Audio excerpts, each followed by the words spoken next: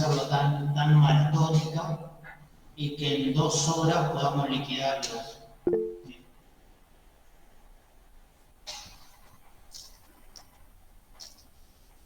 Ustedes son cerca de 32 más o menos. La semana pasada habíamos hablado, ¿sí?, de cómo iba a ser o cuál es mi intención de la mesa, y que sea más una exposición, que ustedes comenten lo que fueron haciendo, que estén atentos por ahí a algún tipo de pregunta. Yo le voy a preguntar por lo técnico, ¿sí?, cómo configuraron eso, dónde está el archivo de configuración, tuviste en cuenta, no sé, el espacio en disco, la memoria RAM o la cantidad de conexiones.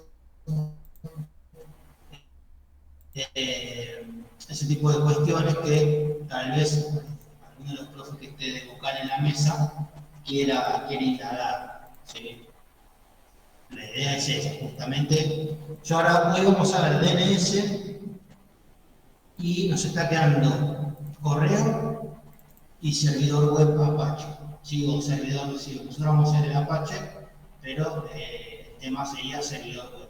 Estoy dejando para lo último porque es lo que la mayoría de ustedes va a utilizar, ¿sí? Lo ideal sería que comiencen con eso, ¿sí?, ya a trabajar su proyecto, ¿sí?, sea que instalen lo que sea. Algo que no comenté, que puede ser una opción, uno de ustedes había propuesto, comentado si podía hacer un servidor de correo. Yo dije que sí, pero con administración web más utilizado el servidor web. Otra de las cosas que se puede utilizar, por ejemplo, es un servicio de monitoreo de infraestructura. ¿Sí? Estos software que nos permiten a nosotros vincularlos con distintos dispositivos en una red y monitorizar distintos parámetros como, por ejemplo, la cantidad de espacio en disco, si está arriba o no una web, ¿sí?, ese tipo de cuestiones. Cuántos usuarios tienen logueados, si es un servidor de acceso para usuarios y demás. Esa es otra de las opciones. Entonces, bueno, en estas clases que nos quedan, de ver contenidos teóricos y de cómo instalarlos en Debian, vayan haciéndose de alguna idea, cosa que ni bien tengamos la clase del servidor web, ya empiecen a comentar. Yo les voy a abrir un espacio en esa clase como para que vayan comentándome cuál es la idea, cuál es la intención, y ya inmediatamente la clase siguiente ir trabajando en eso. Son cosas de que llegue la fecha de final obligatorio, que ustedes ya estén bien armados con el proyecto terminado, ¿sí?, con confianza de ir a rendir y que sea un trámite, ¿sí? Esa es la idea, ¿sí? Que la etapa de laburo sea ahora, y no sobre el final ni en la mesa de examen, así estén también lo menos nerviosos posible, ¿sí?, que vayan con confianza. Bueno, ¿alguna duda, comentario de la clase anterior? Pudieron practicar. Les subí la clase, ¿sí?, del curso de los viernes de servicio de HCP, si lo pudieron ver o no, si pudieron practicar o si tuvieron alguna dificultad para hacer la instalación o configuración. Sí, no, más o menos. En la otra máquina, profe, MB1 y MB2, es como que no me dejaba entrar como usuario root. Siempre, o sea, entro primero como usuario estándar y después como usuario root. Y ahí sí me dejaba entrar, pero bien, igual hay más práctica, digamos, de mi parte, ¿no? Me falta práctica. Bien, buenísimo. Igual, una vez que finalicemos nosotros con la parte teórica, ahí es donde ustedes van a poner manos en el teclado y empezar a probar y instalar, desinstalar, romper virtuales, levantar una nueva, borrar virtuales viejas, consultar distintos eh, tutoriales, ¿sí? Ahí hay un tema. Hay muchísima info en internet y lo recomendable es siempre buscar, ¿sí?, un tutorial, un paso a paso o una guía que se ajuste a la versión y distribución, ¿sí?, en este caso hablando de Linux, que nosotros estamos trabajando. ¿Por qué? Porque existen muchas versiones de tutoriales de distintas distribuciones y algunas varían en los comandos e incluso en archivos de configuración que por ahí en una versión están, o en una distribución están como es Debian y en otras, como puede ser CentOS, por ahí no están, o viceversa, o pueden encontrar una guía que la ven súper completa, pero es de la versión 8 de Debian, ¿sí? Debian GC, y nosotros estamos por la 11. Entonces, ojo con eso, porque hay comandos o configuraciones que por cuestiones de seguridad o bien por que quedaron caducas o obsoletas en el software, sí fueron actualizadas y ya no se usan más. Entonces después van a querer hacer funcionar el servicio y lógicamente no les va a funcionar. Así que esa es otra de las cosas a tener en cuenta, corroborar. Bueno, estoy trabajando en un Debian 11, bueno, vamos a buscar guías, tutoriales, cuyo software se instale en esta versión. Sí, esas son las cosas a tener en cuenta y el primer filtro, ¿no? Sí puede pasar que alguna guía, que, por la forma en que se describa la instalación o configuración, no esté puntualmente en Debian, pero sí en Ubuntu, bueno, ahí habrá que hacer un par de salvedades porque hay cuestiones de Debian y Ubuntu que no son de todo igual, por ejemplo, los repositorios, la configuración de repositorios y demás, hay paquetes que están en Ubuntu y no en Debian y viceversa, entonces ahí habrá que prestar un poquito de atención, pero no es que haga imposible seguir esa guía, sino que sí lo va a hacer más complejo, un poquito más difícil. Bueno, vamos a arrancar con la clase de hoy. La clase de hoy es DNS, servidor de nombre de dominio. Ahora la pestaña, después le subo la presentación. Profe, disculpe que le interrumpa, Sí, pero yo no puedo entrar al Drive porque no me aceptó todavía. Hoy le mandé para que para poder unirme al Drive. a ver, acuérdame. Hoy, a la mañana temprano, habilité, me mandaron una solicitud, habilité. Aguardame que ya lo sé, ya lo sé.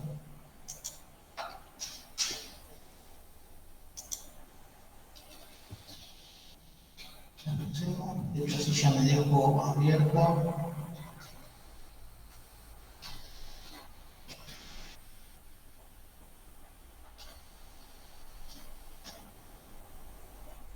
Sí, ahí recuerden que además de las imágenes ISO para instalar Debian Wisi, Debian 7 y Debian Master, sí, la 11, tienen también dos virtuales exportadas, ¿sí?, que una mostré acá, la Debian 11, y otra Wisi, que es con la que hacemos los laboratorios, que es la que usamos como cliente. Y además tienen otra carpeta, yo les voy con el otro curso, que son menos, son 6, entre 6 y 8,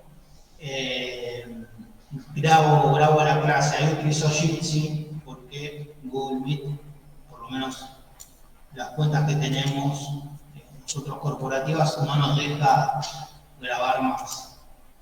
Bueno, ahí Patricio ya está. Ahora vamos con Esteban Benditti. Gracias, profe.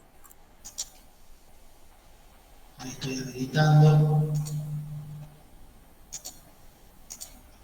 Sí, en última instancia, ahora comienzo con la clase y después si alguno quiere acceder o le faltó el permiso, sí, cuando estamos terminando la clase me avisa y lo habilito, sí, no hay problema. Bueno, bien.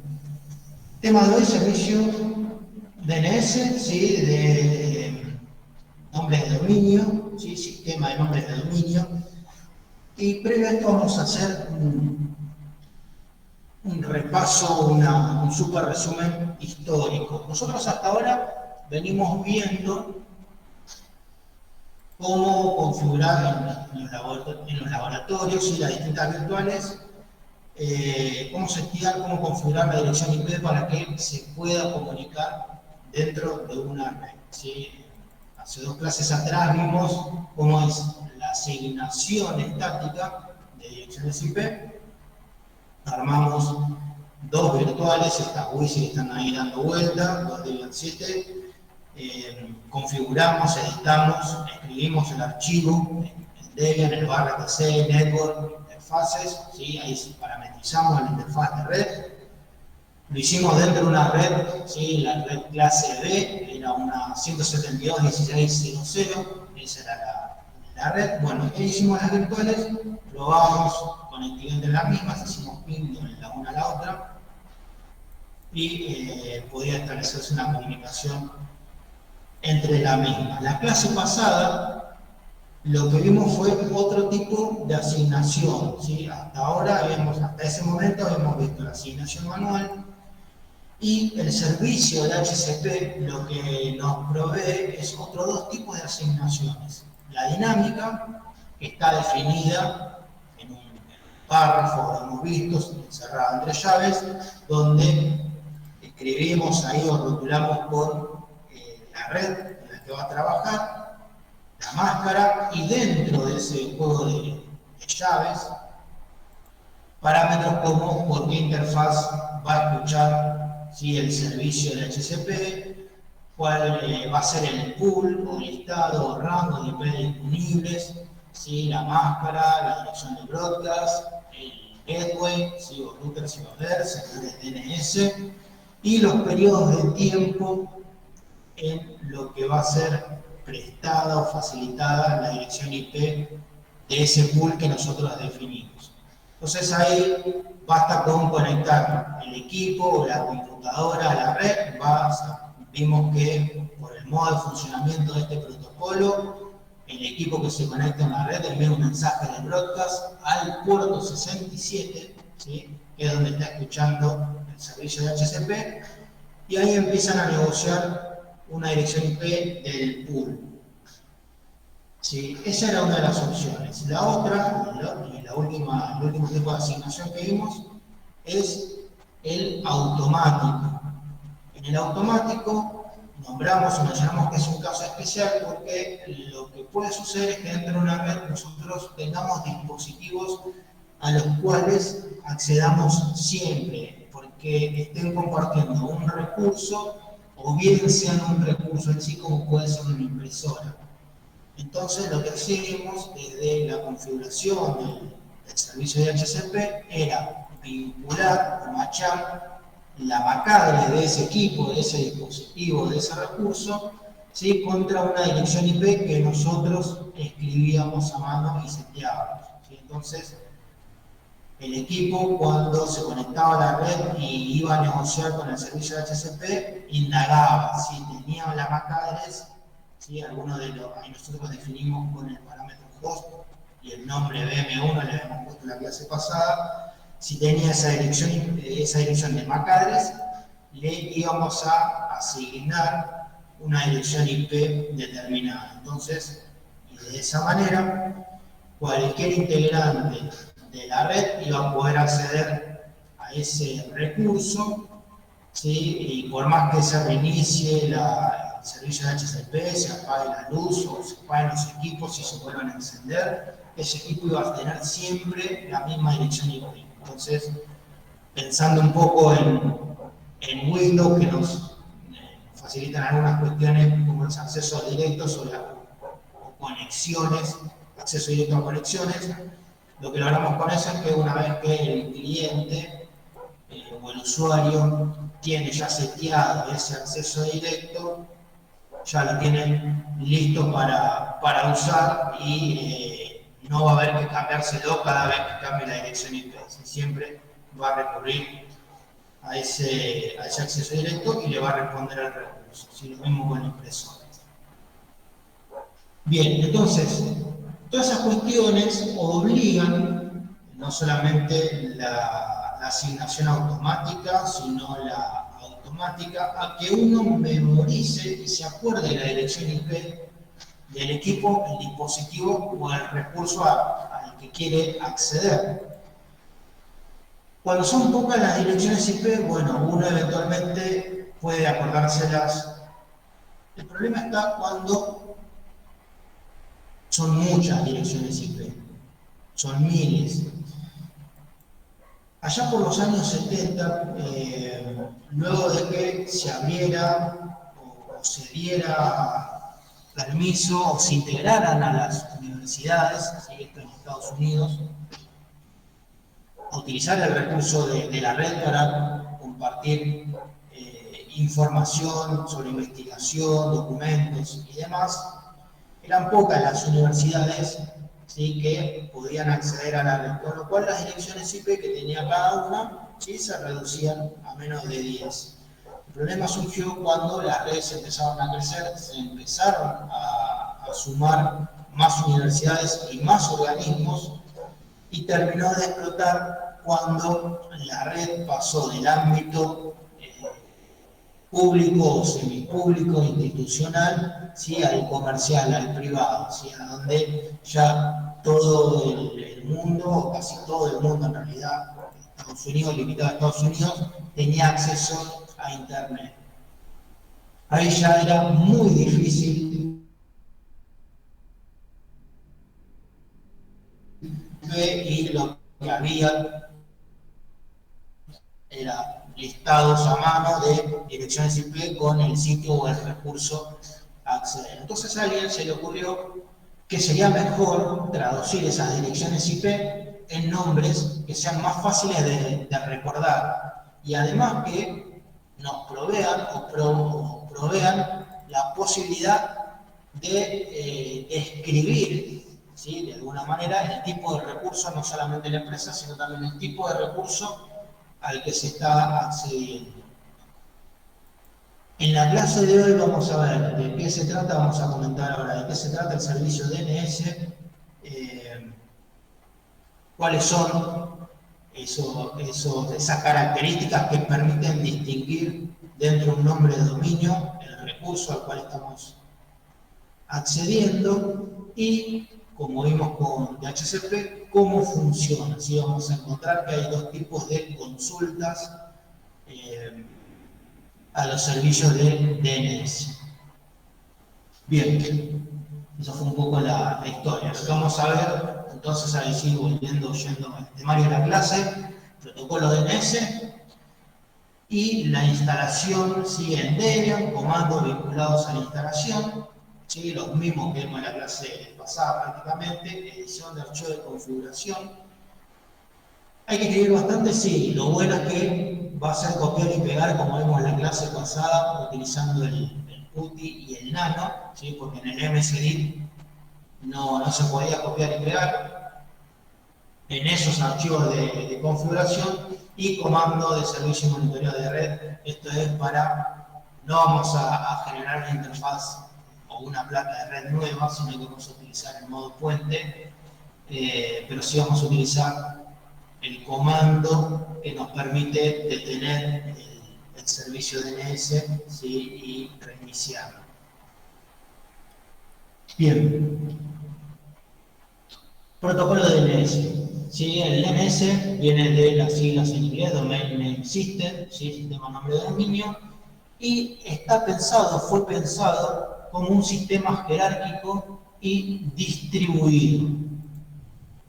El DNS se utiliza principalmente para resolver nombres, ¿sí? Esto es qué dirección IP le corresponde a ese nombre de dominio para poder acceder, para poder llegar a ese dispositivo.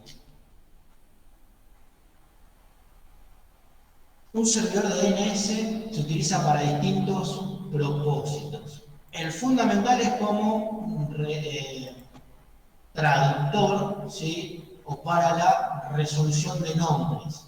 ¿Sí? Dado un nombre completo de un equipo, de un dispositivo, acá da el ejemplo del blog maldo.com.ar, obtener su dirección IP. ¿Sí? Recordemos que las comunicaciones en todas las redes se dan mediante las direcciones IP. ¿Sí? Siempre el vínculo será las direcciones IP. El nombre de dominio sería una especie de capa por encima de la dirección IP que primero tenemos que resolver eso para saber contra qué equipo tenemos que finalmente realizar la conexión o comunicarnos. Así como resuelve sin nombre de dominio en direcciones IP, hace lo opuesto, ¿sí?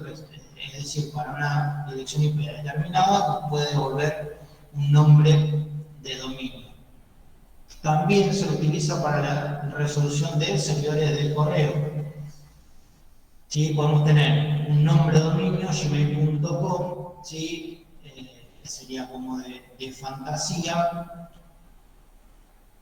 o el acceso, mejor dicho, vía web, pero si nosotros tenemos un cliente de correo y queremos acceder a nuestra cuenta de Gmail sin pasar por un navegador web, vamos a tener que eventualmente poner el nombre de dominio completo del equipo que envía y recibe los mails del servidor de correo, ¿sí? O bien la dirección IP. En este caso está mostrando el nombre real, ¿sí? Del equipo. Y esto tiene que ver con algo de los registros que vamos a ver en un ratito, que para distintos nombres de dominio uno puede hacer alias, ¿sí? Es decir, que para gmail.com es lo mismo, ¿sí? Sería lo mismo llegar por gmail.com que por gmail-del-medio, smtp-del-medio i.l.google.com. Igual ahora en un rato, cuando estemos configurando, lo vamos a ver práctico y mejor. Bueno, algunos conceptos o terminología básica. Hostname, ¿sí? Se le llama al equipo final, es el nombre de un host, de un equipo, y generalmente tienen un nombre de www o blog, ¿sí? O Obelix u otro nombre, ¿sí? Y hacen referencia al equipo final. Vamos a ver que los nombres de dominio, como ya estamos viendo en algunos casos, ¿sí? Está compuesto obviamente por el dominio en sí, pero también separado por unos puntos, ¿sí? Ahora vamos a ver en un ratito. Lo que sería el nombre del dominio, en este caso sería maldo, ¿sí? .com.ar, y el nombre del host sería blog en este caso. ¿Sí? Blog es un host, es un equipo que está dentro del dominio maldo.com.ar.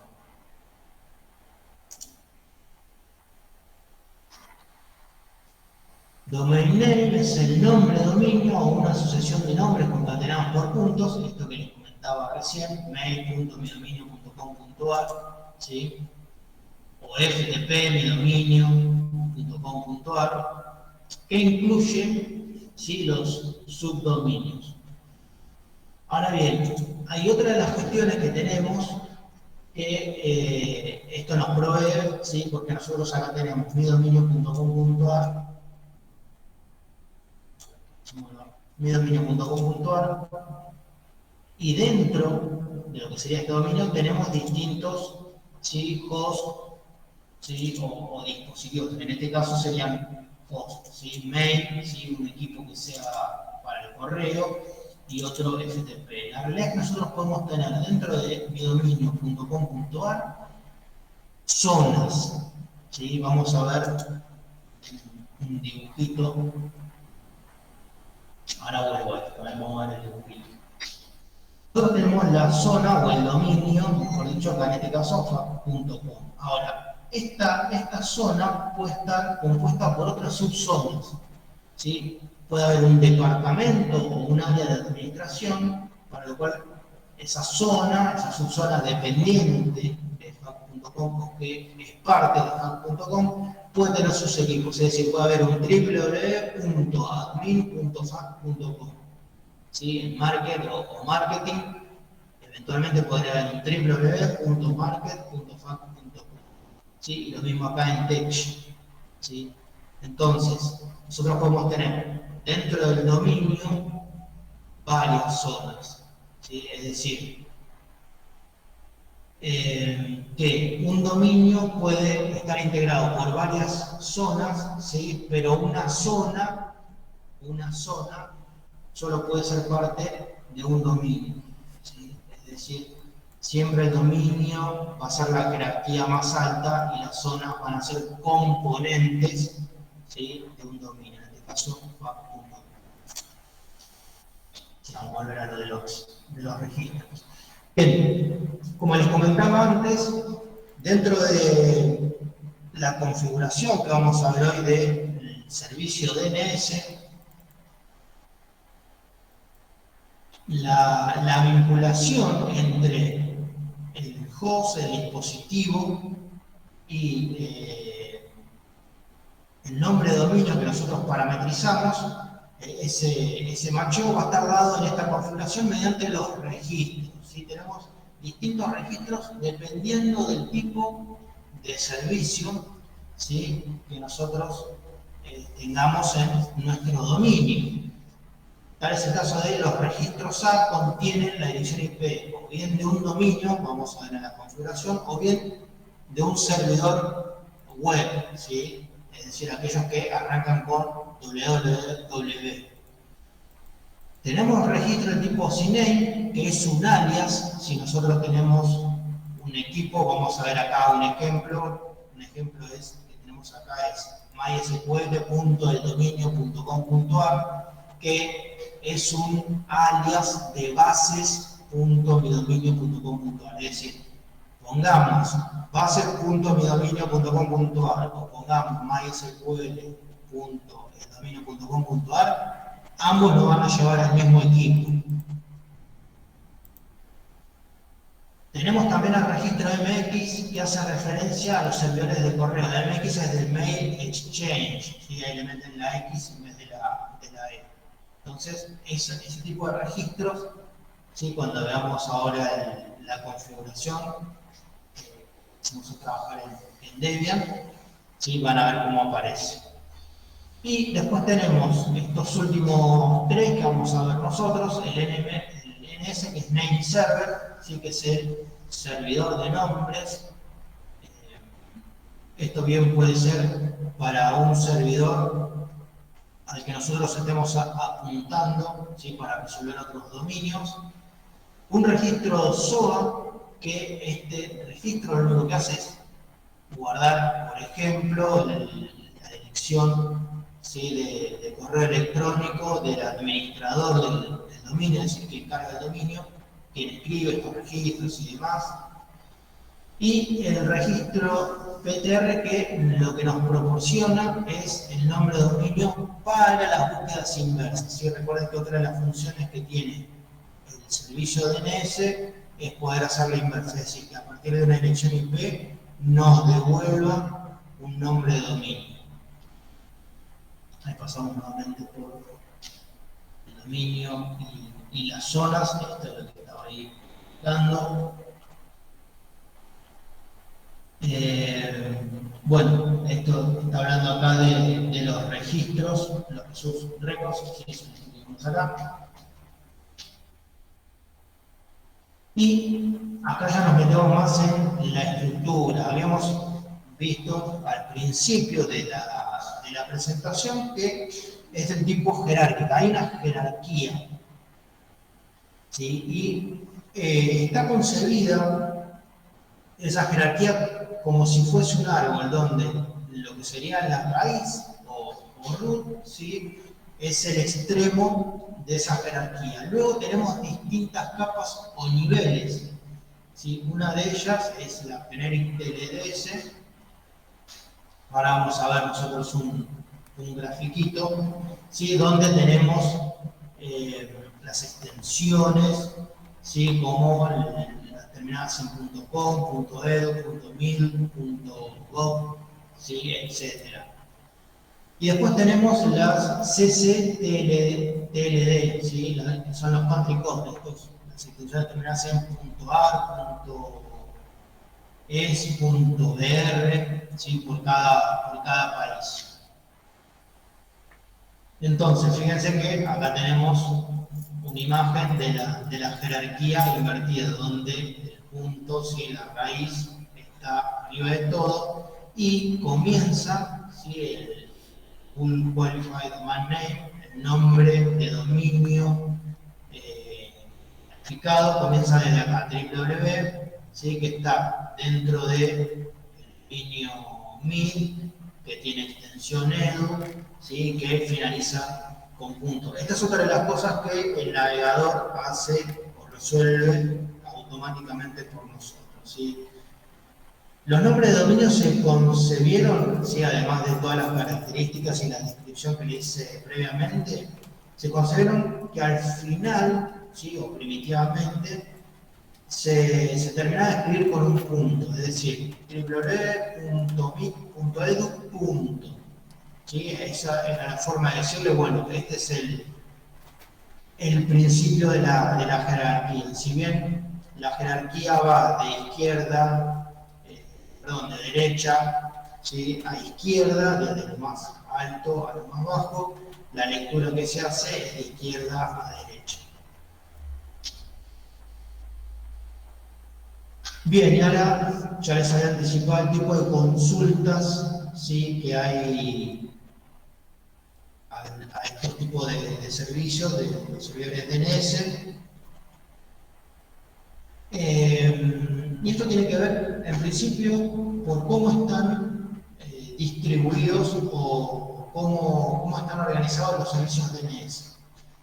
Originalmente, que hasta el día de hoy continúa siendo así, existen por lo menos 8 servidores DNS principales en donde se fueron guardando o alojando en sus registros las referencias entre nombre de dominio y direcciones IP. Lógicamente, como todo fue en aumento, fue escalando, ¿sí? Se necesitaron de más equipos. Pero estos quedaron con una misión en particular y que tienen que ver puntualmente con una de estas capas, ¿sí? O como dice acá, las TLD, ¿sí? Para definir o para traducir nombres de dominio, es decir, habrá servidores, ¿sí? de antaño que tengan información respecto de todos los .ar, ¿sí? Que es el ejemplo que vamos a ver en un ratito, otro que tenga de todos los .es, y a partir de ahí poder llevarnos a donde esté hosteado ese nombre de dominio, que nos dé el vínculo de la IP, ¿sí? Del recurso, ¿sí? Donde está hosteado ese servicio al que nosotros queremos acceder. Entonces, de esta manera, tenemos servidores DNS repartidos por todo el mundo que, interconectados entre sí, nos permiten resolver y acceder a un recurso. Si ya desde el vamos, los proveedores de Internet ya tienen su servicio DNS. Esto no implica que no vayan a consultar otros, de hecho lo hacen, y en algunos casos lo que hacen para que el servicio sea más rápido es eventualmente cachar ciertos sitios, ¿sí? Para que la devolución o la traducción sea más rápida. Esta es otra de las cuestiones que sucedía hace varios años atrás, ¿no? Bastaba que la primera consulta que sea lenta para que el resto, ¿sí? Ya quede ruteado, parametrizado en el servidor DNS, para que la próxima consulta sea más directa y sea más rápida, ¿sí? O sea, siempre va a ser más trabajosa la primera búsqueda, que no está en el registro del DNS para acceder a ese recurso, que las inmediatas siguientes, ¿sí? Porque después ya vas a ver el DNS a qué equipo, a qué dirección IP debe ir para obtener acceso a ese recurso. Entonces yo les decía que además de estar distribuidos los distintos servicios, servidores DNS, tenemos dos tipos de consulta. Una es la recursiva y otra es la iterativa. En el caso de la consulta recursiva desde el cliente, si nosotros un navegador, por ejemplo, o un cliente de correo, vamos directamente con todo el nombre de dominio, mailmempresa.com, como estamos mostrando ahí en el ejemplo, en la gráfica, al servidor DNS, ahí dice local, podría ser el de nuestro proveedor de internet, e inmediatamente nos devuelve la dirección IP a donde tenemos que ir a consultar. Ahora, bien, como ya les comentaba hace un ratito, este tipo de consultas se dan porque el servidor DNS ya hizo previamente todo el ruteo en otra consulta. Por eso es capaz de devolver de una la dirección IP. Ahora, ¿qué pasa cuando esto no es así? ¿Cuál es ese tipo de consulta? Bien, ese tipo de consulta se denomina iterativa. Cuando nuestro servidor DNS al que nosotros le consultamos no sabe dónde está en IP, está mail.miempresa.com. ¿Sí? Entonces lo que va a tener que hacer es, como les había comentado, indagar a otros servidores DNS, ¿sí? Para saber dónde está a quién le corresponde ese nombre de dominio. Entonces lo que va a hacer es descomponer ese nombre de dominio, ¿sí? Irá indagando a que, bueno, el raíz le preguntará, ok, raíz, vos que sos el raíz punto, ¿sí? Recordemos que al finalizar el nombre de dominio termina con un punto. Ese servidor DNS tendrá el registro, será el registro raíz, y a partir de ahí tendrá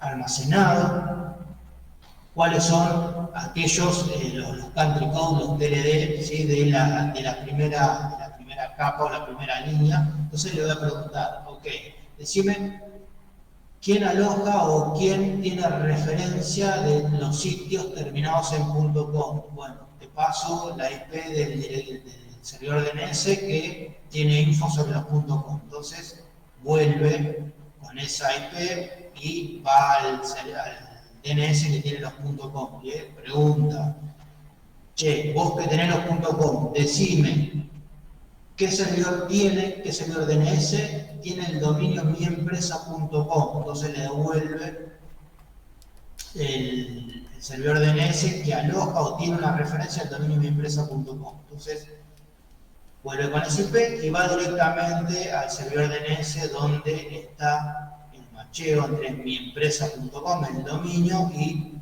los distintos hosts o subdominios, y ahí puede resolver la IP de mail.miempresa.com. ¿Sí? Acá yo hago utilizando el maldon.com.ar,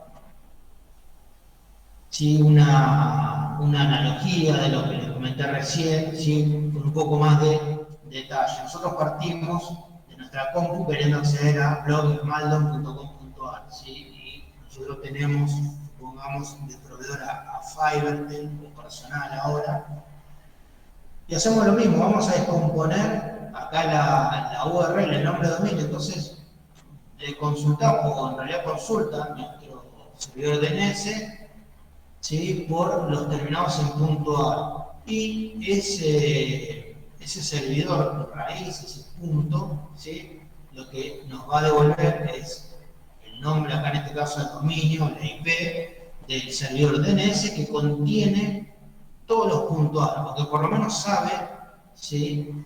Dónde están alojados o qué otros servidores DNS alojan, ¿sí? Nombres de dominio finalizados en .ar. Lo que va a suceder después es que a este mismo DNS, ¿sí? Le consultemos por el .com. ¿Sí? Entonces vamos y le preguntamos, ok, vos tenés todos los .ar, necesito que me digas que además del AR tenga el .com, y le va a decir, bueno, consulta con el servidor, con el DNS setina.ar, o con la IP de destino puntual, ¿sí? Para continuar con el resto del nombre del dominio. Entonces acá vendrá Argentina.ar, che, me dijeron que vos tenés todo .com.ar, quiero saber en qué DNS resuelve el dominio esmaldon.com.ar. Y Cetina le dice, bueno, fíjate que este dominio está registrado no en un equipo de acá, sino probablemente de China, que es ns5.h.net. Preguntale a él sobre el equipo, o el recurso al que querés llegar. Y por último, ¿sí? Ahí ya completa la URL, ¿sí? Completa el dominio con el host. Evidentemente está en este DNS hosteado el dominio Esmaldon y tiene una dirección, ¿sí? Tiene un registro, ¿sí? Del tipo A para blogesmaldon.com.ar, y lo que hace es devolverle el IP, ¿sí? Para este blog, y le devuelve al cliente, nos devuelve a nosotros en nuestro navegador, en el Chrome, Firefox, lo que sea, la página, el blog de esmaldon.com.ar. Bien. ¿Se entiende? ¿Se entendió un poco, más o menos, menos que más? Hablé mucho. No, lo sigo, profe. ¿Se Sí, entiende? se entiende, profe. Bueno, esto igual se los voy a... Igual, eso le iba a decir, si lo sube para llevarlo después a la práctica. Exacto, porque yo también se los voy diciendo con mis palabras, ¿sí? Y acá por ahí acá tienen más formal. ¿Sí? Bien, esto es, ojo, todo esto que vimos hasta acá es el tipo de consulta, ¿sí? Para saber qué dirección IP le corresponde a determinado nombre de dominio, en este caso blogesmaldon.com.ar, ¿sí? También recuerden que están las otras consultas en donde son los reversos. Nosotros queremos saber a partir de una dirección IP si tiene un nombre de dominio asignado o si es parte de un dominio. Sí, esas son las consultas de resolución inversa. Sí, acá lo que les quiero mostrar, ¿sí? Para no hacernos tanto lío, es que si bien en el otro, en la otra jerarquía, en la otra estructura, teníamos, ¿sí? www, teníamos .edu, teníamos los nombres de dominio, por ejemplo, Cisco, creo que había MIT por ahí, ¿sí? Como decir, no sé, Google, lo que sea. Acá fíjense que los tenemos distribuidos, ¿sí? Por un componente del octeto, ¿sí? Esto es IP versión 4, con lo cual iremos desde el 0 hasta el 255, ¿sí? Para ir vinculando esa porción del nombre de dominio con un octeto. Acá el ejemplo que da que para www.xyzindustries.com, ¿sí? La dirección IP es 191.27.203.8. ¿Sí? Eso es lo que hace. Mientras en la resolución de nombre de dominio a IP, ¿sí? La jerarquía está armada por porciones de ese nombre de dominio. En la resolución inversa, el árbol, ¿sí? Está armado, ¿sí? Por números que corresponden, ¿sí? a una dirección IP.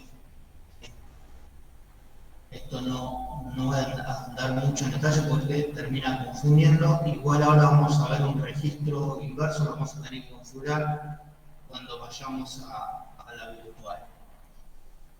Bien, ok, esto se lo voy a subir más tarde o en la semana.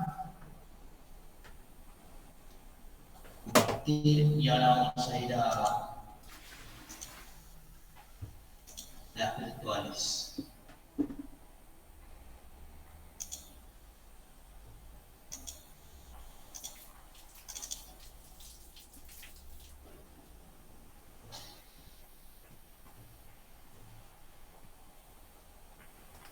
Vamos a eliminarla, ya comparto el escritorio.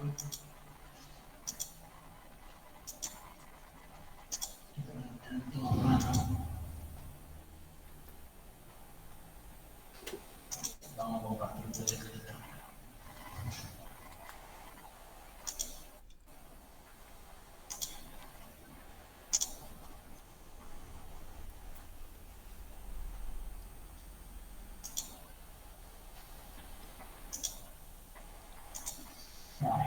nuevo archivo, voy a importar servicio virtualizado, voy a buscar, ¿sí?, el template que vamos allá por la segunda clase, creo, primera, segunda clase.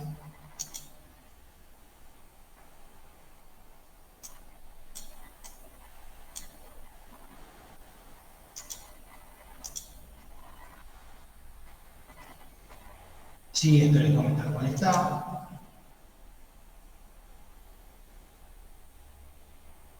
Y empieza a crear el disco de 8 gigas.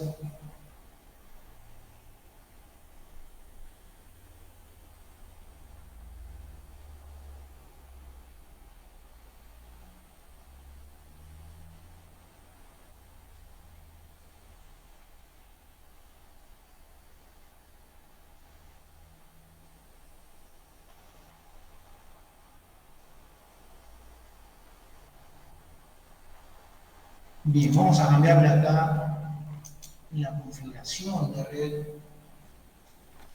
Vamos a darle a adaptador puente.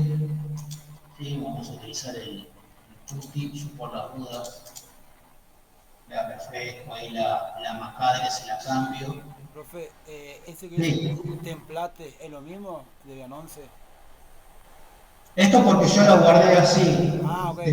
Template porque es la instalación de cero y me lo guardé para que cada vez que les muestre un servicio ya arrancar con el Debian instalado. ¿Sí? Esa es la idea. Sí, esa es Ok.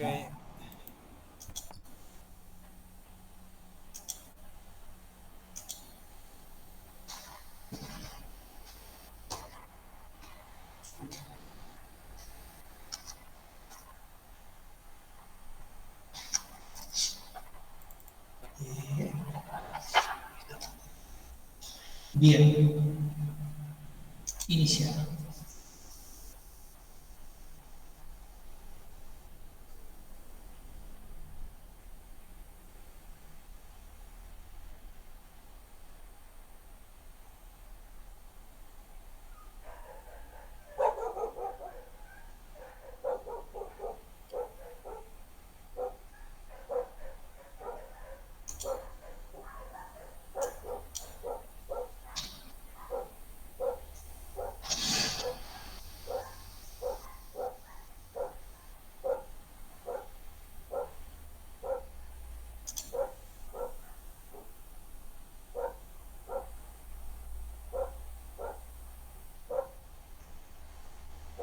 Usaría root, el Power Linux.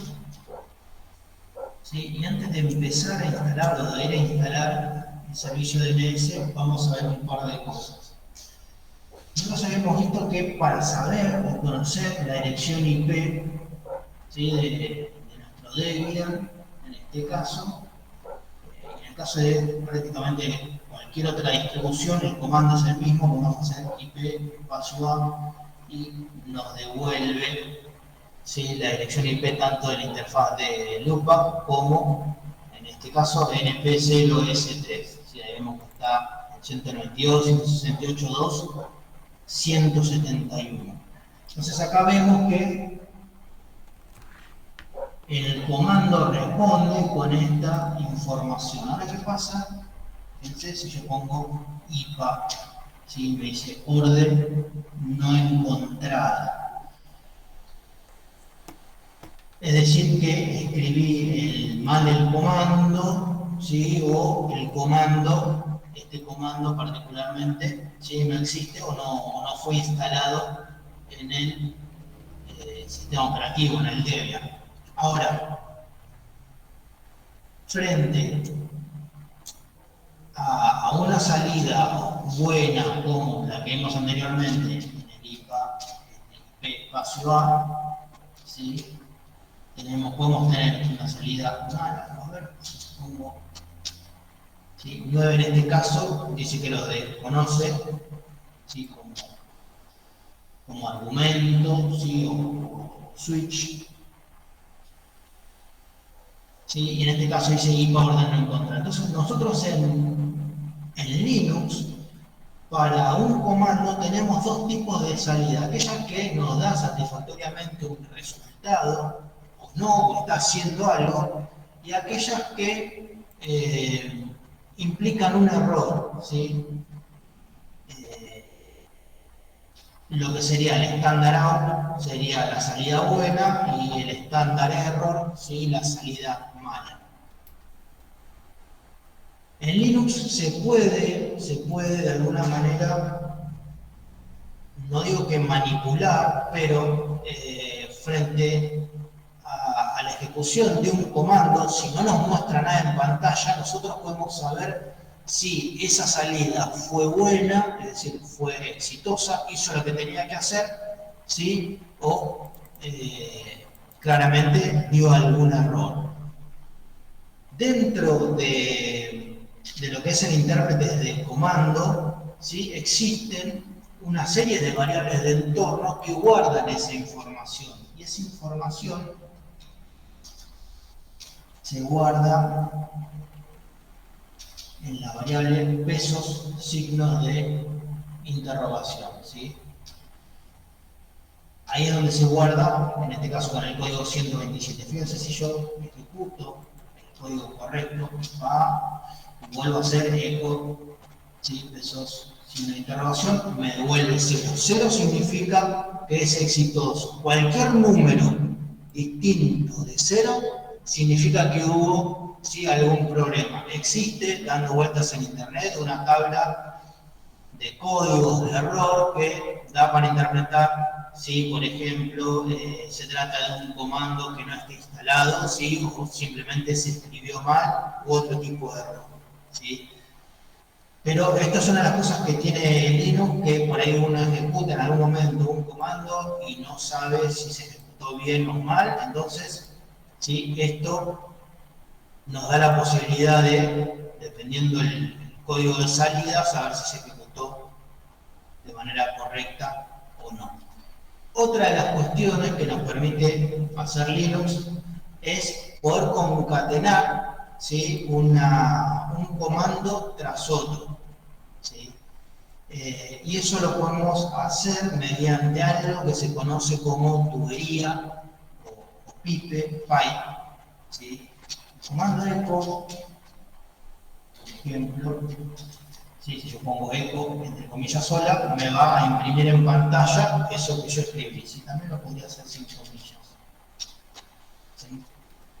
Entonces, si yo quisiera concatenar un comando que me muestre un mensaje, que me muestre el mensaje hola y luego el mensaje chao, lo voy a hacer de la siguiente manera.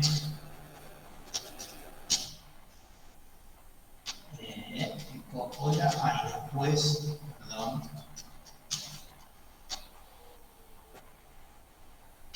Sí, es el comando de concatenación es el ampersand. El pipe lo que hace es tomar la salida de un comando, ¿sí? Y volverla a trabajar, ¿sí? Con el $ampersand, estamos concatenando.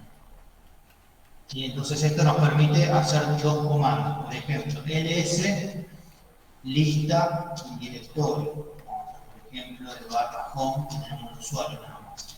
Ahora, yo quiero que después de este comando se muestre el mensaje hola. ¿Sí? Me va a tirar primero ahí el directorio ESBA y luego el hola. Bien, lo del eco, lo del eco pesos interrogación, esa variable predefinida, ¿sí? O variable, digamos, especial que guarda valores de salida de comandos, la vamos a usar en un rato, ¿sí? Cuando tengamos que chequear la sintaxis del archivo de configuración del servicio DNS. Y esto que tiene que ver acá con el ampersand, es decir, concatenar un comando tras el otro, tiene que ver con lo siguiente. La clase pasada, ¿sí? Yo les había comentado que previo a instalar un comando es una buena práctica hacer un apt update. La clase pasada ya nos había avisado que había, ¿sí? Para actualizar algunos componentes que nosotros tenemos desde la instalación. Y luego nosotros lo que hacíamos era hacer un apt upgrade, ¿sí? Y le decíamos que sí. Ahora entonces que sabemos este comando, lo que podemos hacer es lo siguiente. Primero que haga el update, ¿sí? Luego el apt, y ahora sí el upgrade. Pero ¿qué pasa? Esto se va a interrumpir porque va a estar esperando a que nosotros le pongamos que sí. Bueno, ahí está. Nosotros queremos que se haga de manera automática. ¿Sí? Entonces, ¿qué hacemos? Le agregamos el Y. Entonces ahora yo no toco nada y lo va a hacer de manera automática. Si no se va a quedar ahí esperando si deseamos o no continuar, ya le da derecho. Entonces acá lo que estamos haciendo es concatenar un comando a continuación del otro, ¿sí? Que es un comando después de otro, y lo estamos automatizando al decirle que frente a la pregunta de si queremos actualizar o no, que ya le diga que sí para que lo haga. ¿Sí? Entonces la próxima clase, antes de instalar, vamos a hacer este paso que estoy haciendo ahora, pero quería comentarles de dónde sale o por qué se pone doble ampersand entre un comando y el otro.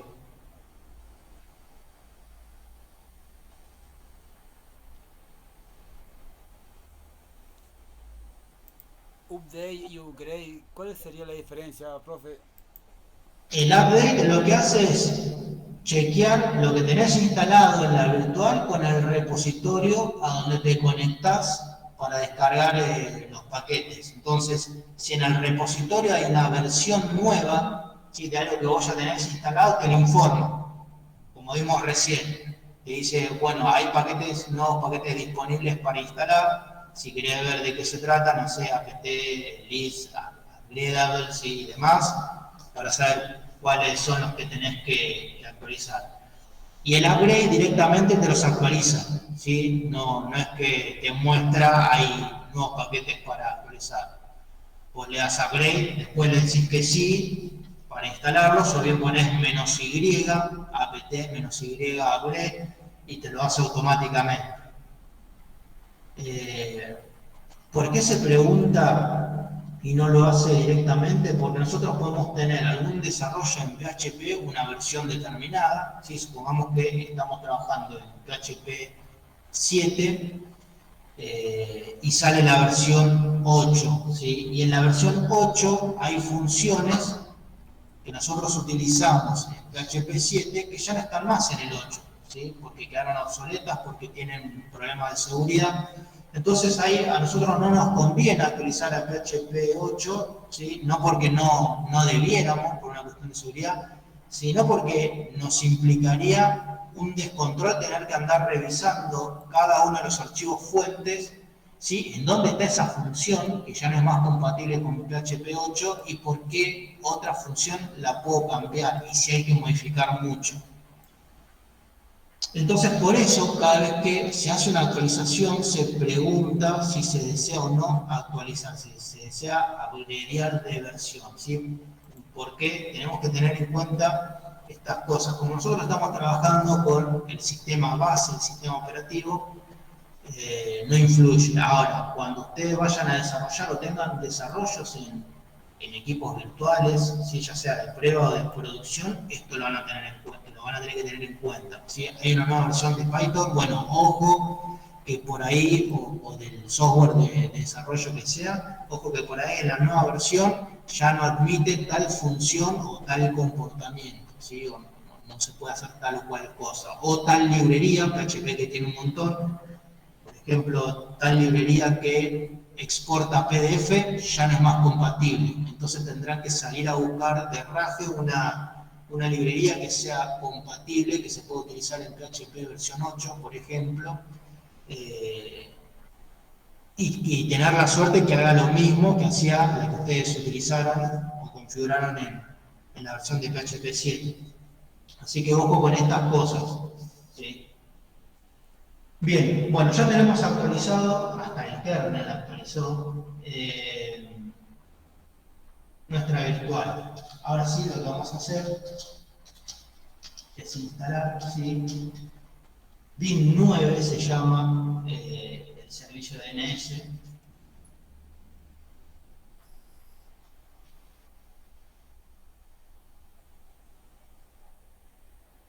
Sí, lo que vamos a instalar, y yo les había dicho que vamos a usar, yo voy a arrancar con la terminal, así, espacio A, vamos a buscar acá,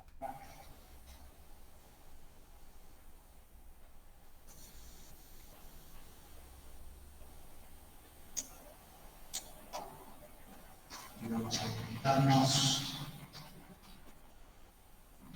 271, usuario de reserva, bajo 1, 3, 4, 5, 6, pasamos al usuario root, la contraseña en Linux, y ahí ya estamos ¿sí? En la virtual. Entonces yo la voy a buscar en el machete.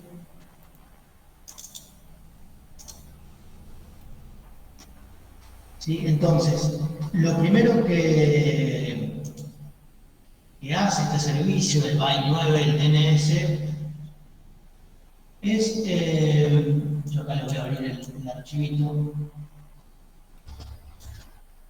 es instalarnos, la realidad es que nos instala una serie de directorios y archivos en los cuales van a estar los registros, ¿sí? Que a nosotros nos van a poder permitir vincular un equipo, una dirección IP contra un nombre de dominio. Y acá lo que hace este archivo de configuración, ¿sí? Nosotros no lo vamos a modificar, vamos a ir a trabajar sobre el medio, el names.com.local.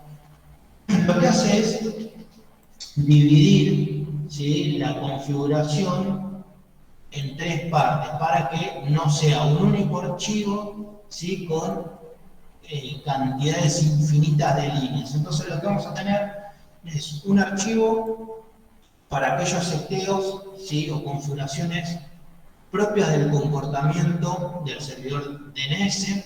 ¿Sí? Ahí, por ejemplo, eventualmente yo podría restringir por IP, por poner un ejemplo, qué equipos de mi red local, pueden hacer consultas o no a este DNS. ¿Sí? Eso es un ejemplo.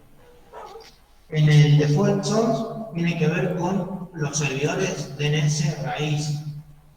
Cuáles son las IP, si los puedo consultar o no, a cuál le doy prioridad o no para ir a consultar. Y el del medio, el que vamos a ver nosotros, es donde definimos, ¿sí? Nuestro dominio y nuestra zona, ¿sí? Y después, ahora vamos a ver, dentro de los parámetros de ese dominio o de esa zona, otro archivo de configuración donde vamos a ir a configurar, parametrizar los registros, ¿sí? El registro de DNS. Eso acá también está explicado, yo se lo dejé en la guía, y ya nos vamos a ir directamente a trabajar. ¿Sí? Recuerden que cuando estamos trabajando con servicios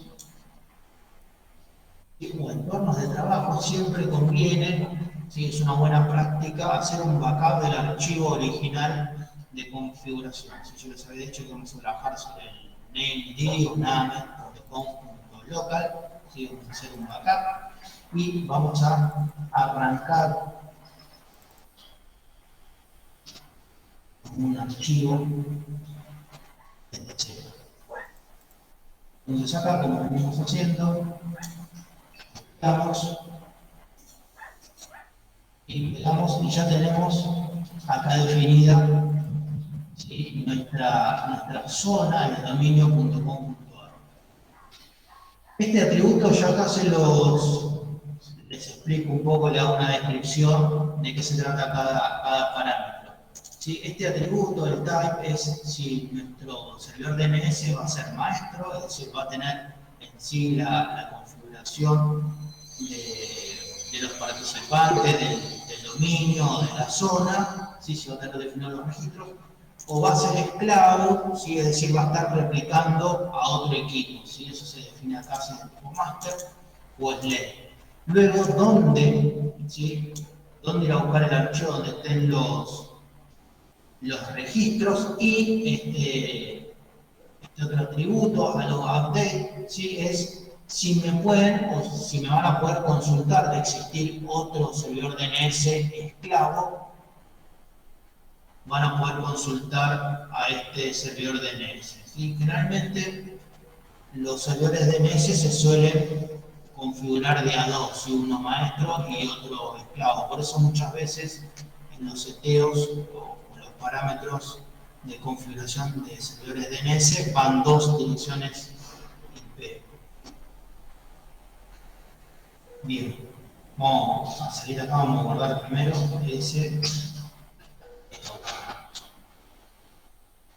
Ahora nos vamos a ir al archivo ese que estaba definido, dbdominio.com.ar, que definimos acá. Vamos a crear, porque por defecto no viene. Y, como les había comentado, nosotros ya tenemos todo acá en esta guía, en este paso a paso. Sí, de lo que tenemos que copiar y pegar. Fíjense que tiene el dominio, ¿sí? El dominio.com.ar, los distintos integrantes tienen una IP 269.83 algo. Nosotros, previo a ver si esto funciona o no, vamos a ver si con los DNS originales nos devuelve algo, nos devuelve una IP, ¿sí? Para ello. Después chequearemos que utilizando este DNS, ¿sí? Ahí nos responda, ¿sí? Una consulta, vamos a ver comandos de consulta de nombres de dominio, vamos a ver que nos devuelva estas IP. Bien, ahí pegamos. Esto que aparece acá en rojo, ¿sí? Tiene que ver con los espacios, ¿sí? En blanco que tiene el archivito TXT hecho en Windows. Un Linux, ¿sí? Yo acá fíjense que estoy borrando. Así le estoy dando tabulaciones para que quede sin esa marca roja. A veces los archivos editados en Windows, cuando los pasamos a Linux, ¿sí? Les deja caracteres que no son los mismos, ¿sí? O no son compatibles, por ejemplo, los saltos de línea o los espacios, ¿sí? O las tabulaciones. Windows y Linux la manejan de otra manera. Están viendo en rojo que hay una serie de espacios y ya dejamos todo con tabulaciones. Entonces,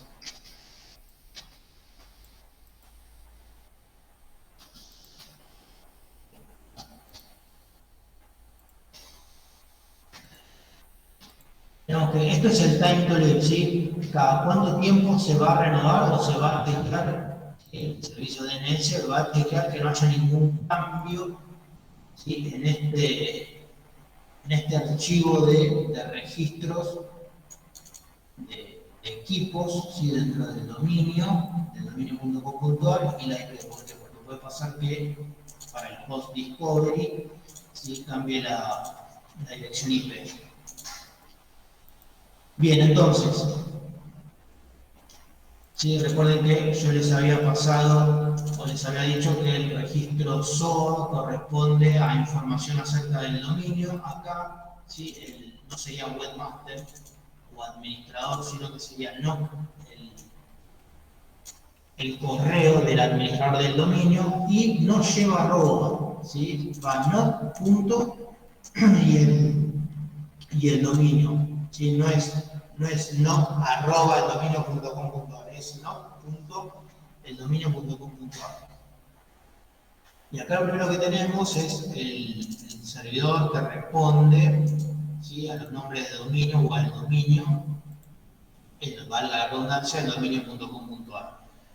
Esto es un número de serie, fíjense que por ahí es de buena práctica, ¿sí? Escribir acá el año seguido del mes, ¿sí? Y después de la fecha y después una porción de hora. Entonces acá esto estaría del 2010, febrero del 2010, 19 de febrero del 2010 y sería la 1 de la mañana. Ahora, esto vamos a modificar, ¿sí? Puede ir así como estaba, Yo lo voy a modificar para que ustedes después vean dónde aparece.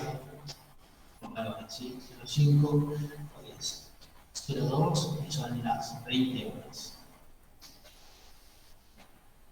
Y después tenemos algunas cuestiones de refresco, ¿sí? Cada 3 horas, 1 hora, 1 semana y demás. Respecto de los datos establecidos acá en el párrafo. Y acá tenemos ya definido, vamos a darle acá para mirarlo mejor.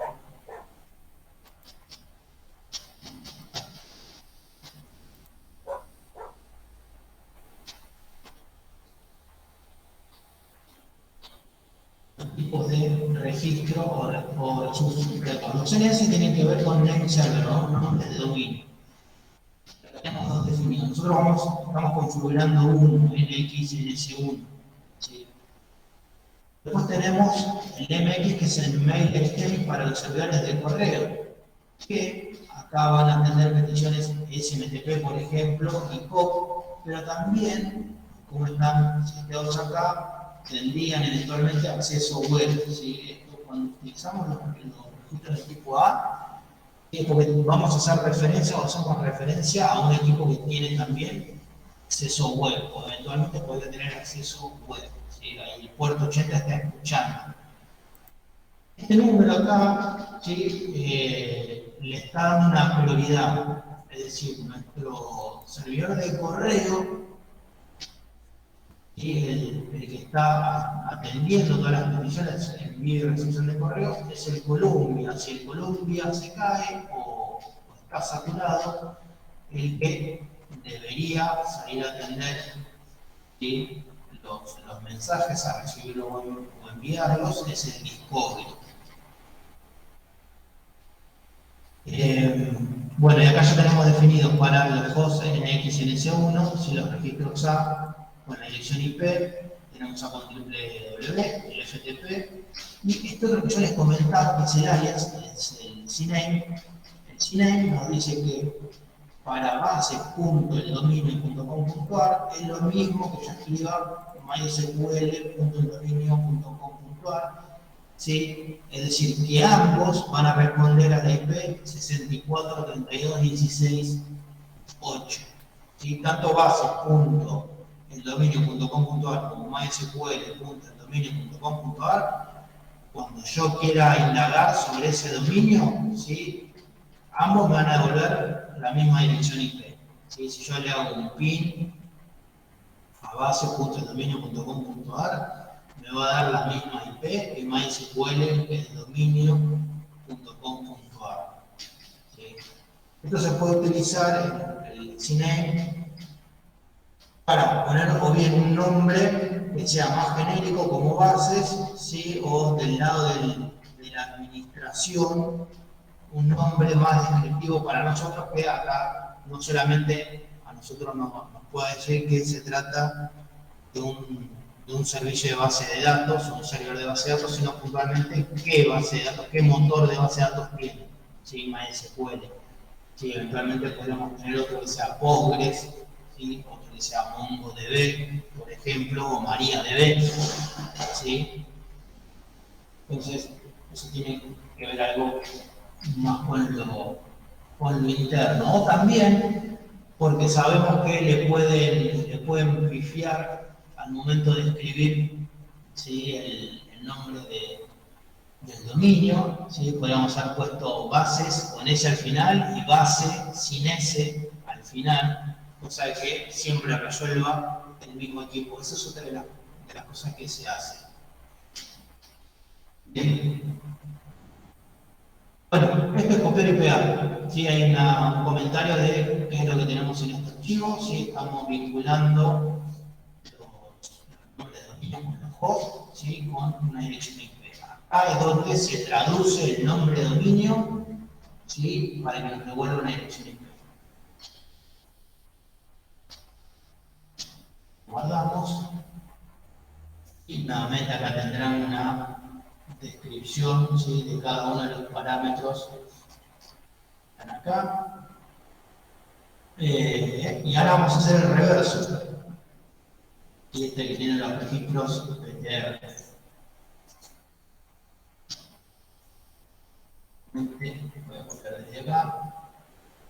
Hasta la última línea. Observen que todas las líneas donde está definido el dominio, su dominio, finalizan con un punto. ¿Sí? Eso es fundamental. Si no, después les va a tirar un error.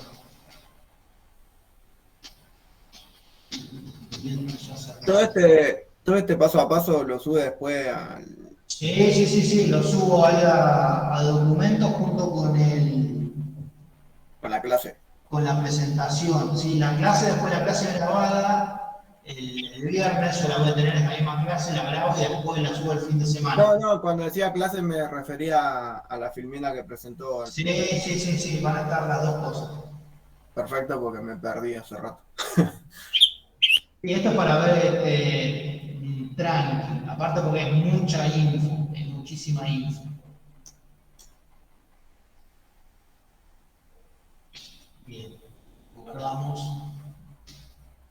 ya tenemos el reverso. Y ahora sí, esto que les comentaba del ecopesos, hay un comando que nos sirve para revisar la configuración.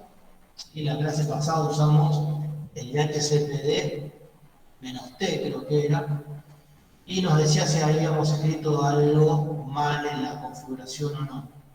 Acá el comando a utilizar es el name.checkconf, ¿sí? Y le pasamos la ruta, ¿sí? al archivo de configuración, que no es físico, observan, no es el que nosotros configuramos, sino ese que contiene al archivo, al name.com.local, ¿sí? A los tres archivos en donde se realiza la división por comportamiento del servicio DNS, por aquel que nos permite crear las zonas y aquel que nos permite decidir si consultamos o no y a cuáles servidores DNS raíz o root. ¿Sí? Entonces ahí vemos que no nos devuelve nada, entonces nosotros para seccionarnos tenemos un eco y vemos que ahí porque dice 0, ¿sí? Debería estar bien. Vamos a ver algo mal. Vamos a dar un punto.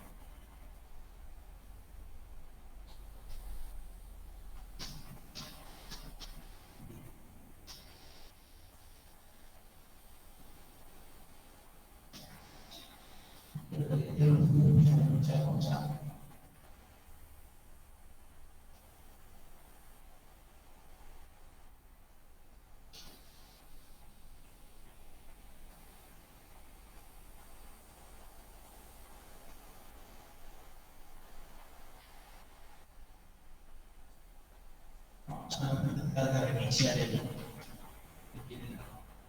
vamos a lo que estaba.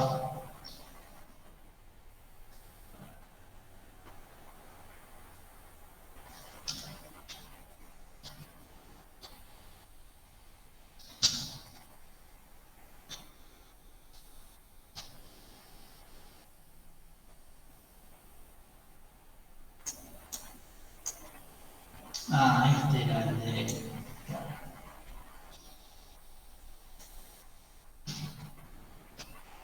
El centro que decía ahora, ese lo pusimos ahí, lo levantó.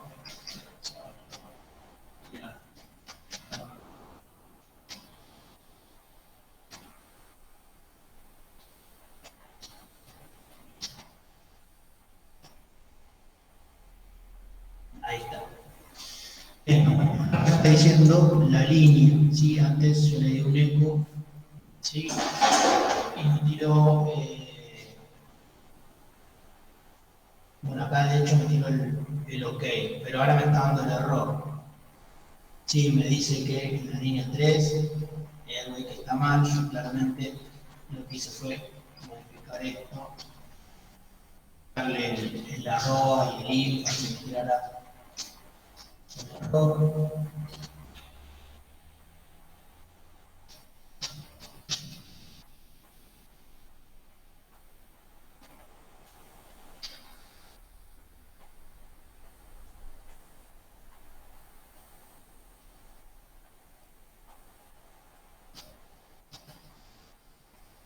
Ahora me quedé con la duda.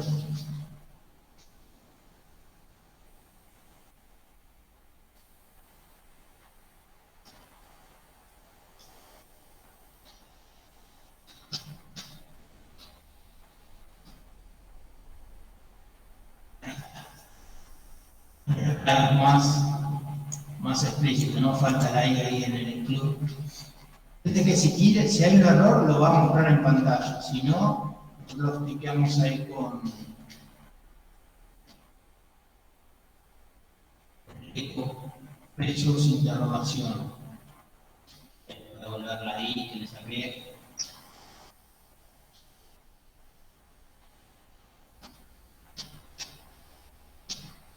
Ahora no tira nada.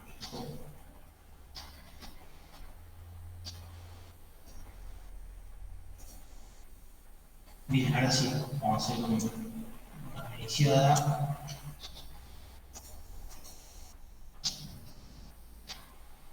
Status activo.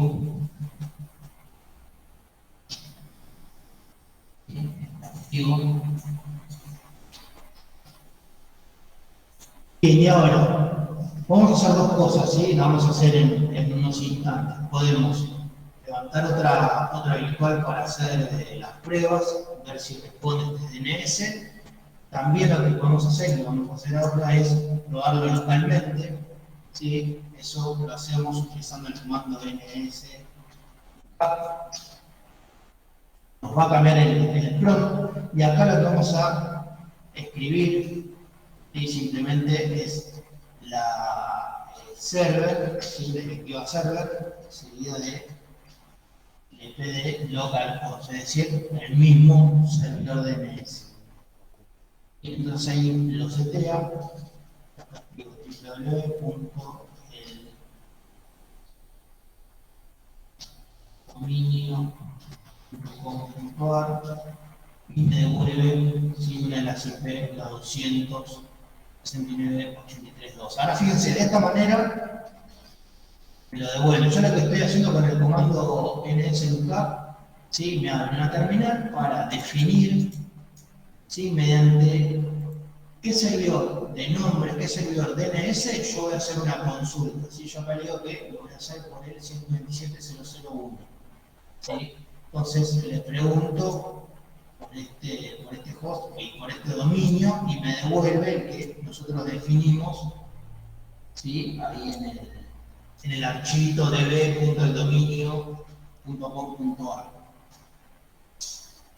Ahora, si yo quiero hacer esto mismo utilizando el DNS que tiene configurado la virtual, ¿sí? DNS o los servidores DNS en Debian, ¿sí? Y en Ubuntu, y parece que distribuciones también, otras distribuciones basadas en Debian. Y creo que CentOS también lo tienen todas estas distribuciones configuradas en el archivo /etc resol.com. ¿Sí? Fíjense acá el servidor DNS 192.168.2.1, claramente es el router, ¿sí?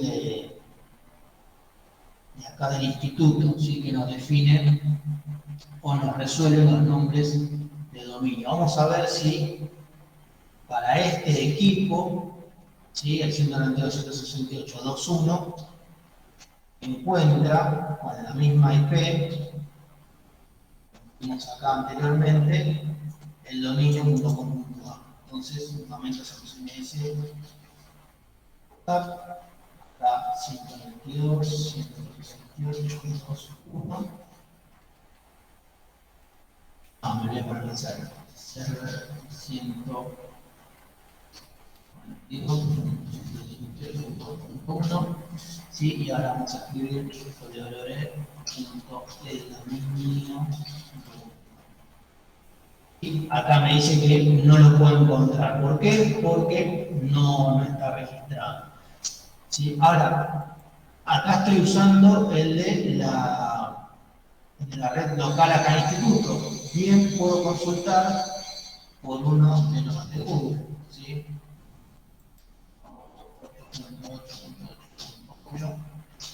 Uno de Google y también interpretarlo por el mío.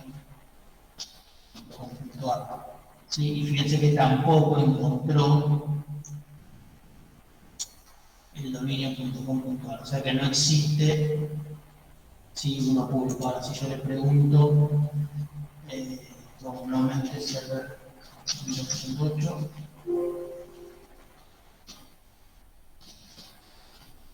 preguntarle por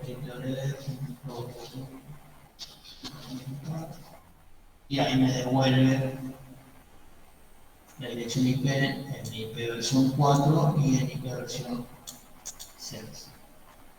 Sí, entonces de esta manera nosotros también podemos chequear el estado de nuestro servicio DNS. Esto lo estamos haciendo localmente. Lo que vamos a probar ahora es que podamos acceder, ¿sí?, desde otro equipo, porque lo que podría estar pasando es que funcione únicamente de manera local a la virtual. ¿Sí? Entonces nosotros queremos asegurarnos de que desde otro equipo de la red, ¿sí?, esto también funciona. Entonces ahora sí vamos a importar al Debian 7, a la WISI, descargas.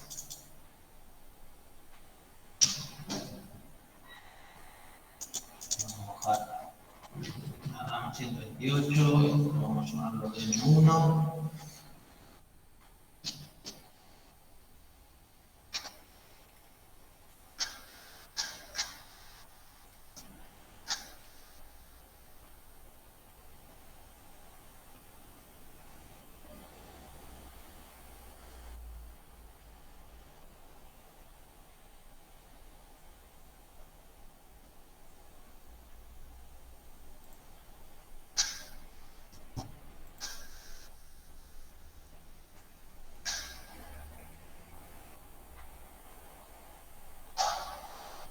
Bien, vamos a chequear la red que esté en adaptador puente, así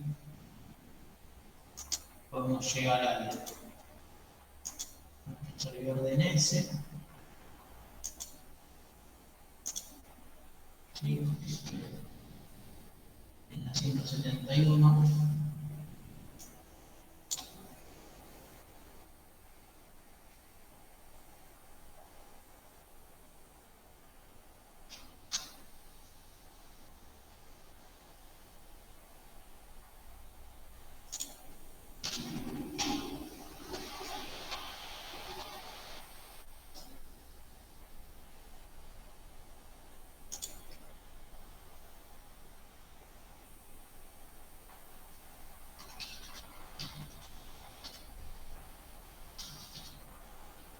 Acá en la 238. Entonces, NS, acá no está instalada el backup, entonces vamos a tener que instalar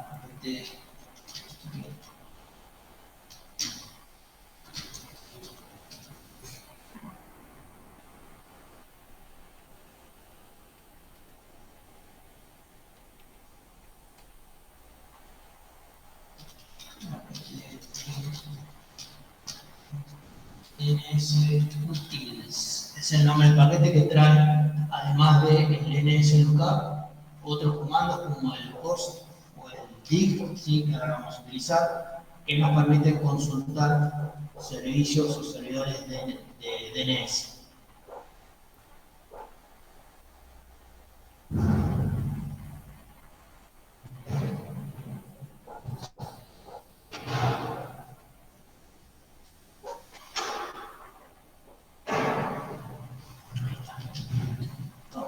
DNS, ahora sí, buscar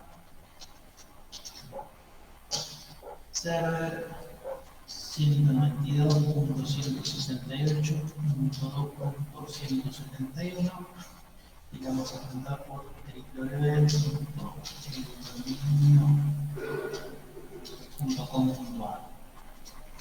Sí, y ahí nuevamente nos da la IP. Si usamos otro, sí, lo que le agrega la 192.168.2.1 y preguntamos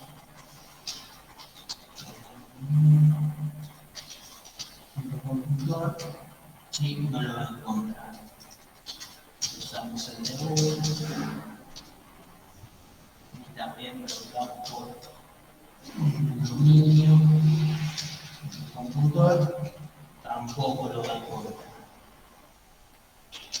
Bien, este es uno de los comandos NS local. Tenemos otros que también están acá en la guía, que nos permite chequear, ¿sí? Uno de ellos es el comando host. Vamos a ver acá un otro ejemplo, bases. El dominio, empezaba con 64 y algo. Y acá en vez de pasarle la IP, la 127.0.0.1, le voy a pasar la IP de nuestro DNS. ¿Por qué? Porque acá en lo que yo recién, en la WISI, no tengo instalado un servidor de DNS. Si le tengo que pasar de la otra máquina. ¿Sí? Y ahí me dice que bases.eldominio.com.ar es un alias para mysql.eldominio.com.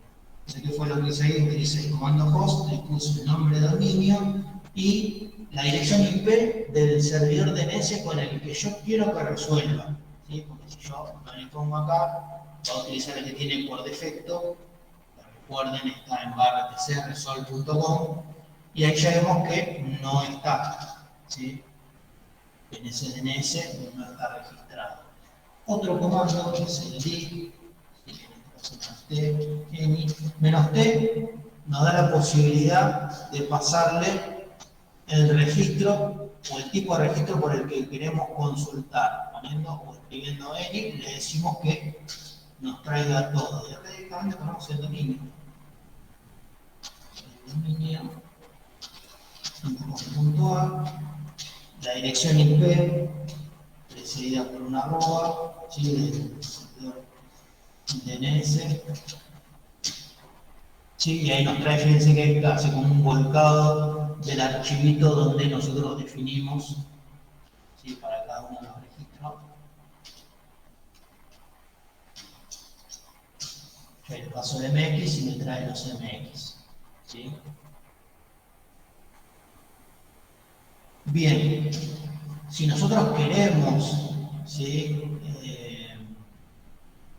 Utilizar este servidor DNS, ¿por qué? Porque tenemos varios servicios en nuestra red local, ¿sí? Y para el usuario por ahí le es imposible acordarse de las IP, entonces con un nombre de dominio es más fácil acordarse, es más amigable. Lo que podemos hacer es, una vez que definimos las IP locales, ¿sí? En nuestro servidor DNS, es en la computadora del cliente, ¿sí? En el caso de tener un Linux, es ir al archivo tcrsol.com y ahí lo que hacemos es cambiarle, ¿sí? O modificarle el DNS al que debe consultar. Entonces ahora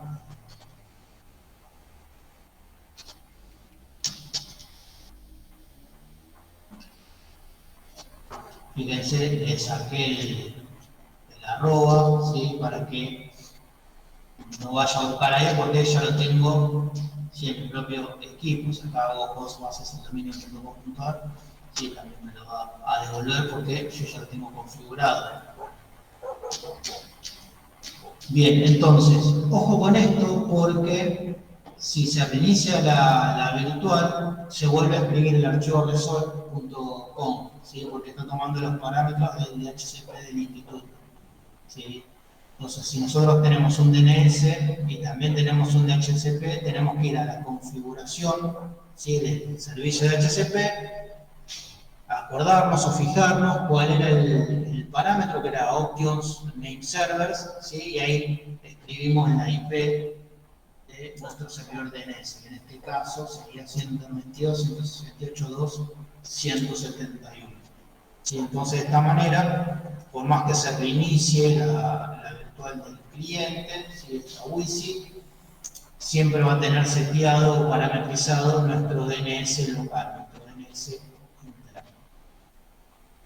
Bueno, la intención de esta clase era que conocieran un poco de qué se trata DNS, para qué sirve, cómo se setea, se configura, se instala, ¿sí?, tras bambalinas, porque la realidad es que para esto existen interfaces gráficas, ¿sí? Existen interfaces gráficas que a través de un servidor web uno simplemente va seteando, pone IP, tilda el tipo de registro y demás, pero la intención es que ustedes vean cómo hacerlo, cuáles son los archivos de configuración, porque en una interfaz web o una interfaz gráfica es difícil llegar a eso o que se vea de la manera que lo estamos viendo nosotros. No es la intención que ustedes salgan instalando o se aprendan de memoria a instalar un servidor DNS o un servidor de DHCP, sino de que entiendan de qué se trata, cómo trabaja, ¿sí? Esa es la intención, ¿sí? Así que tampoco se quemen mucho la cabeza. Sí les digo que practiquen, intenten instalarlo, pero no para acordarse o para ser instaladores de servicios DNS, sino para familiarizarse con las virtuales y con los comandos de Linux, ¿sí? Y cómo entrar a un archivo de configuración, y si ya tienen una configuración copiada de algún lado, pueden utilizar el PuTTY, copiar y pegar, ¿sí? Porque tal vez, como la intención no es que ustedes sean técnicos configuradores de servicios, pero sí, si van a programar, les va a pasar en un entorno de producción que tengan que dejar los fuentes o hacer modificaciones en un Linux, y esta práctica de usar las terminales y demás les va a servir para eso, ¿sí?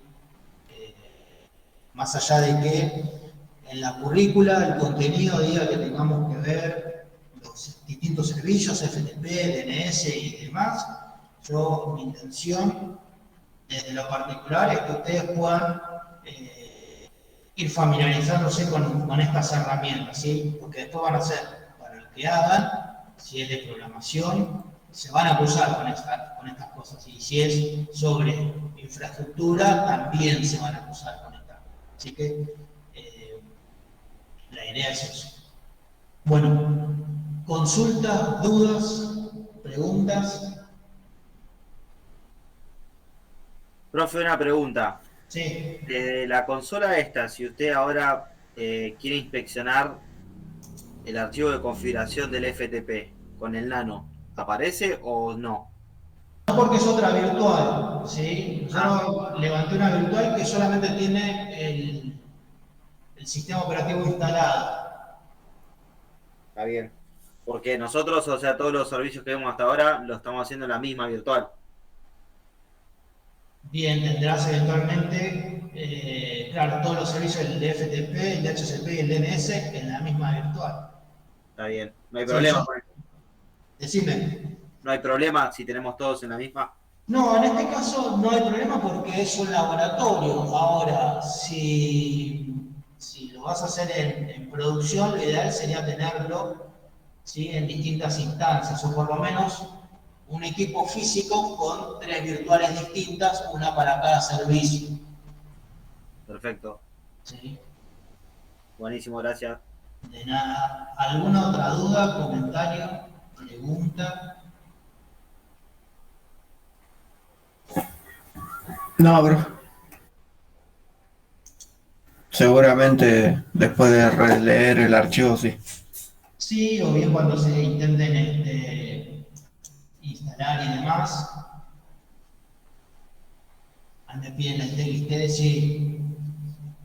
Bien, vamos a hacer lo siguiente, a ver si puedo hacer ya eso. Y ustedes les voy a preguntar a ver si pueden acceder.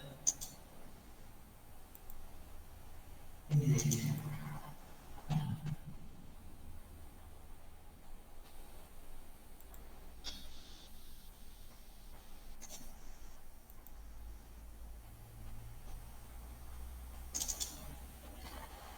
ya lo subo.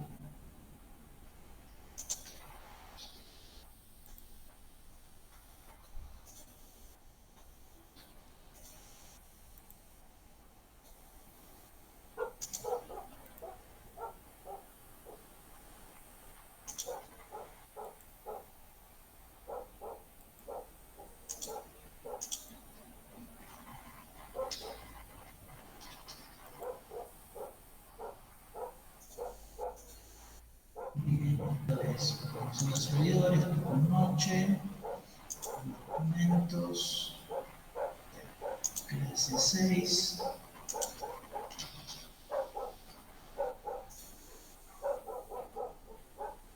la carpeta.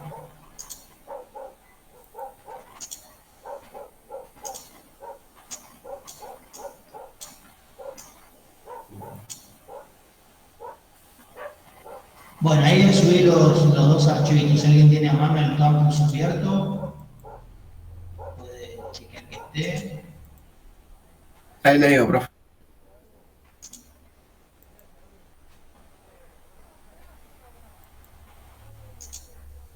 Si está en clase 6. Ahí aparece, profe. ¿Sí? Fíjense que pueden acceder a los dos archivitos. Sí, perfecto, los dos. Buenísimo.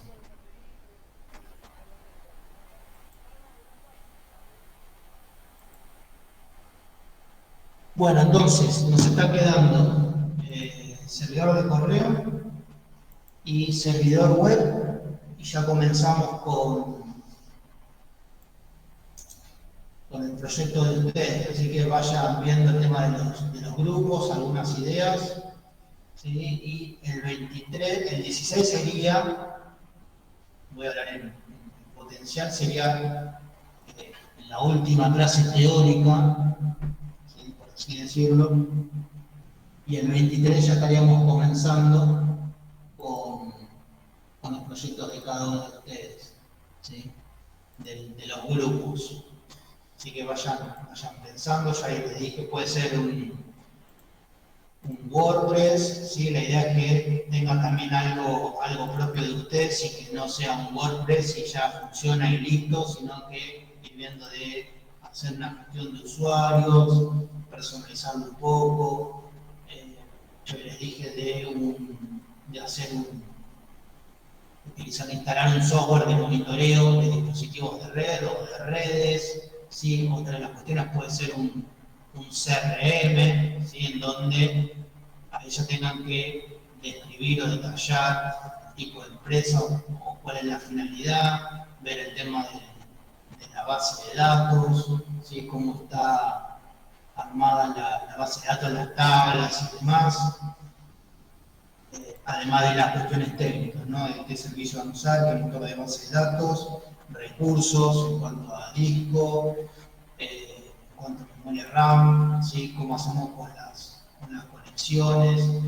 Esa es otra, ahí, a medida que repaso se me ocurren cosas, si para algún determinado sitio o servicio existe alguna capa que yo pueda poner por encima que vaya contando la cantidad de conexiones y a partir de la conexión número 200 vaya encolando, ¿sí? Pensemos, por ejemplo, en un home banking, en hora pico uno se quiere loguear y le aparece un cartel diciendo, por ejemplo, dentro de los próximos 30 segundos usted va a poder acceder, ¿sí? Ese tipo de cuestiones.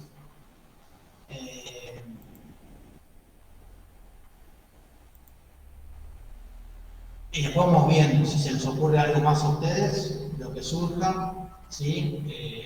Bienvenido sea y nos pondremos a utilizar. Así que la clase a partir del 23 será más de orientación que de contenido teórico, ¿sí? De práctico estos laboratorios. Bueno, cualquier duda, consulta, ¿sí? Ahí tienen el mail, no duden en escribirme, ¿sí? Fíjense de ir conformando los grupos y ir armando una idea. En todo caso, por ahí se les ocurre algo y no tienen mucha idea. Bueno, el 23 mencionan qué es lo que quieren hacer y a partir de ahí empezamos a indagar o yo les tiro algún tipo de orientación, hacemos un punteo de los pasos a seguir y demás y se ponen a trabajar en eso, ¿sí? Bien, bueno, los voy a liberar, ¿sí? Ya los libero, ¿sí? Salvo que tengan alguna duda. Algo que me estaba olvidando, aquellos que no me mandaron la solicitud para que los habilite, ¿sí? al acceso a las clases grabadas y las virtuales, ¿sí? Recuérdenlo, háganlo ahora, ¿sí? Yo estoy mirando los mails, si alguien quiere acceder y no puede, ¿sí? Si quieren probar y demás, háganlo ahora, así yo les doy el acceso. Aquellos que ya tienen acceso y no tienen ninguna consulta para hacer, ¿sí? Los libero. Bueno, profe, voy a releer el archivo y cualquier cosa lo molesto. Buenísimo, buenísimo. Buena semana. Buena semana, hasta luego. Chao, profe, que tenga buen fin. Muchas gracias.